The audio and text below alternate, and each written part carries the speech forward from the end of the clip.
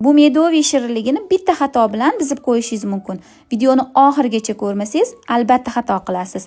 Bismillah deb ishimizni boshlaymiz. Quruq tovamizga un, kukuruznik kraxmal, shakar solib aralashtiramiz.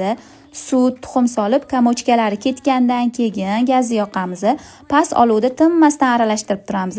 Quyi holatga kelgandan keyin gazni o'chirib, sariyog' solib, ustini yopib, sovutgani olib qo'yamiz. Ungacha biskvitini tayyorlab olamiz. Tovachamizga toza asal solamiz. Erigandan keyin chayni soda solib, qizarguncha aralashtirib turamiz. Gazni o'chirib, sariyog' yoki margarin solib, sovutgani olib qo'yamiz. Alohida idishimizga tuxum, shakar, chayni soda solib, oppoq massa bo'lguncha mikser qilamiz. Sovigan asalli massamizni solamiz. Un solib yaxshilab mikser qilamiz. Biskvitimizni teng 3 yoki 4 ga bo'lib olamiz.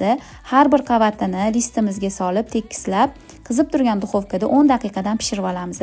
Sovigan kremimizni yaxshilab mikser qilamiz. Sug'ushoniy moloko solib mikser qilish davom ettiriladi. Go'shtlarimiz pishdi, chetlarini chiroyli qilib kesib oldim. Ustiga urvog'i uchun har bir qavatiga kremidan ko'p-ko'p qilib surib yopishtirib olamiz. Ustiga urvoqlarni sepib, bir kunga o'rab olib qo'yamiz. Albatta tayyorlab ko'ringlar. Shunaqangi mazali bo'ladi. Yurakchan bosishni ham unutmanglar.